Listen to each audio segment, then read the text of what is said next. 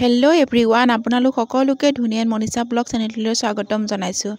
আজি আমাৰ মণ্ডল পৰ্যায়ৰ বুনিয়াদী সাক্ষৰতা আৰু সাংখ্যিকতাৰ শিক্ষণ সঁজুলিৰ প্ৰতিযোগিতামূলক প্ৰদৰ্শনী আছিলে আৰু এই প্ৰদৰ্শনীত আমাৰ বিদ্যালয়ে সাক্ষৰতা আৰু সাংখ্যিকতা দুয়োখনতে প্ৰথম স্থান লাভ কৰিবলৈ সক্ষম হওঁ।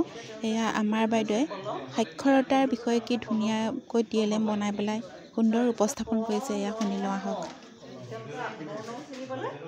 শব্দ গঠন কৰিবলৈ শিকিলে এইটো কলম, তাৰ লগতে কলমটো কেনেকৈ লিখে তেওঁলোকে দেখিছে। তাৰপিছত আকৌ তললৈ বৰফটো কেনেকৈ হৈছে তেওঁলোকে দেখিছে। তাৰপিছত এইটোত মই লৈছোঁ মাজৰ বৰ্ণটো, মাজৰ বৰ্ণটো এইটো খৰম। গতিকে তেওঁলোকে খৰমটো দেখিছে আৰু খৰমটো শব্দটো শিকিব। তাৰপিছতলৈ আনিছোঁ এইটো ঐকাৰে দৈ, তেওঁলোকে লগতে স্বৰচিহ্নও বুজি পাব আৰু ছবিটোৰ কৰদৈটো চিনি পাব, লগতে শব্দটো তেওঁলোকে কেনেকৈ হয় গম পাব। এইটো লৈছোঁ মই শেষৰ শব্দটো। এতিয়া এই শব্দটোৰ লগত মূৰ্ধন্য ল, এতিয়া এই লটো মই ইয়াত সমানলৈ আনিছোঁ। মূৰ্ধন্য ল, এইটো বটল, তেওঁলোকে বটলটো কেনেকৈ হয় গম পাব। তাৰপিছত তললৈ আনিছোঁ মই একেবাৰে ল, তেওঁলোকে স্বৰচিহ্নটো মই লগতে ইয়াত দেখুৱাই যাম। তাৰপিছত তেওঁলোকে আপেলটো দেখিলে আপেলটো কেনেকৈ হয় ইয়াত গম পাব। তাৰপিছত একেবাৰে এইটো আনিছোঁ দীৰ্ঘই গ ল, তেওঁলোকে ইগলটো চিনি নাপাবও পাৰে, গতিকে মই তেওঁলোকক ছবিৰ সহায়ত ইগলটো যে এইটো আৰু লগতে শব্দটো কেনেকৈ হয় এইটো দেখুৱাইছোঁ। আগৰ মাজৰ আৰু শেষৰ শব্দ হয়, এটা শব্দ তেওঁলোকে ক'ব, এইটো ছবিটো চাই ক'ব পাৰিব। ক'ব পাৰিলে মাছটো কেনেকৈ হয় মই ইয়াত তেওঁলোকক দেখুৱাই দিছোঁ। তাৰপিছত এইটো হ্ৰস্বইটোৰ চিনটো এইটো।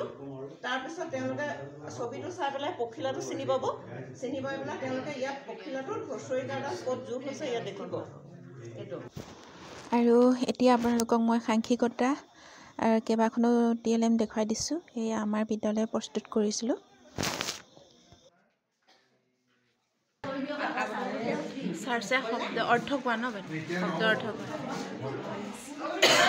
আমাৰ সকলো শ্ৰদ্ধাৰ ছাৰ বাইদেউসকলে নিজ হাতেৰে এনেকৈ শিক্ষণ সঁজুলি বনাই আনিছে প্ৰদৰ্শনীৰ বাবে। অকল প্ৰদৰ্শনী বুলি নহয়, আমাৰ বিদ্যালয়বিলাকত এতিয়া উপলব্ধ এইবিলাকৰ পৰা ল'ৰা ছোৱালীয়ে দেখি শিকিব। আৰু সঁচাকৈ বহুত ভাল এটা পদক্ষেপ লৈছে। এনেকুৱা মেলাবিলাক হৈ থাকিলে ভাল। যিহেতু প্ৰতিযোগিতা বুলি ক'লে আনতকৈ অলপ বেলেগ ধৰণেৰে আৰু ভালকৈ বনাবলৈ চেষ্টা কৰে আৰু ল'ৰা ছোৱালীখিনিও সেইখিনি শিকিব পাৰিব। আৰু এয়া চাওক, আৰু প্ৰতিযোগিতা বুলি ক'লেতো হৰা জিকাটো থাকেই। হৰা জিকাৰ কোনো কথা নাই, পুৰস্কাৰ পোৱা নোপোৱাৰ কোনো কথা নাই। ইয়াত যে অংশগ্ৰহণ কৰিছে সেইটোহে মেইন কথা আচলতে। ইমান উৎসাহ উদ্দীপনা লৈ আহিছে, বহুত বয়সস্থ ছাৰ বাইদেউ আহিছে, তেওঁলোকে নিজে বনাই TLMবিলাক ইমান ধুনীয়াকৈ বনাই আনিছে। এয়া চাওক, ইমান ধুনীয়াকৈ বনাই আনিছে। এইবিলাকৰ পৰা নিশ্চয় ল'ৰা ছোৱালীবিলাকৰ উপকৃত হ'ব।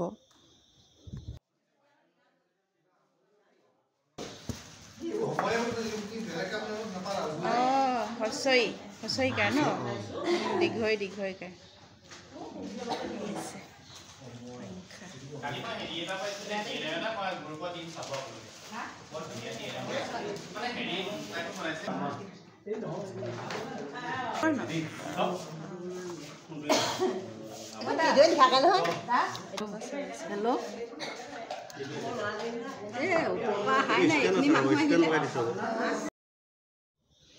এয়া প্ৰথম শ্ৰেণীৰ কাৰণে মানে কি সংখ্যাৰে যোগ কৰিলে 8 পোৱা যায়, ইমান ধুনীয়াকৈ বনাই আনিছে। তাৰপিছত এয়া হৈছে হৰণ শিকোৱা হাঁহ, সেইখিনি ওপৰ শ্ৰেণীৰ কাৰণে হ'ব।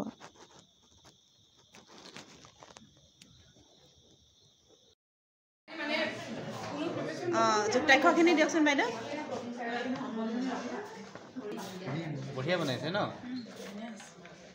পেলনীয়া বস্তুবিলাক আপোনালোকে এইভাগে ৰিইউজ কৰিব দেই। চব গোলাপটো একদম ইমান বেয়া আছিলে, মই নিজে দেখিছোঁ স্কুলবিলাকত যাওঁতে দেখোঁ নহয়, ইমান ধুনীয়া ইউজ কৰিছে বাইদেউ ৰিইউজটো।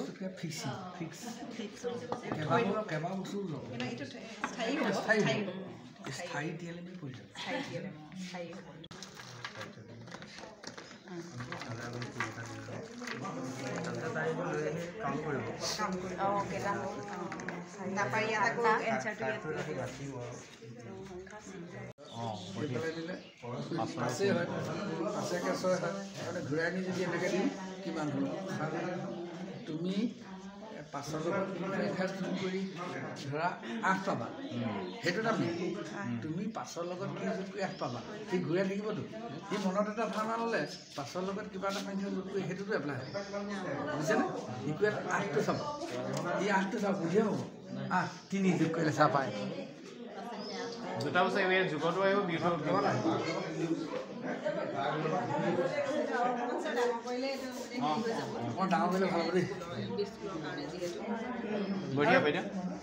পদশেষত আজি প্ৰতিযোগিতাৰ ফলাফল ঘোষণা কৰিলে আৰু কোনে কি স্থান পালে আজি শুনি লওঁ আহক। দ্বিতীয় পুৰস্কাৰ পাবলৈ সক্ষম হৈছে ববিতা শইকীয়া। নিউমাৰেচিৰ দ্বিতীয় প্ৰতিযোগী দ্বিতীয় ফলাফল পাবলৈ সক্ষম হৈছে ছায়ানাথ বৰা 13 নং বলিয়াঘাট এলপি স্কুল। প্ৰথম হৈছে গীতালি দুৱাৰা 14 নং কৰ্পুৰ এলপি স্কুল।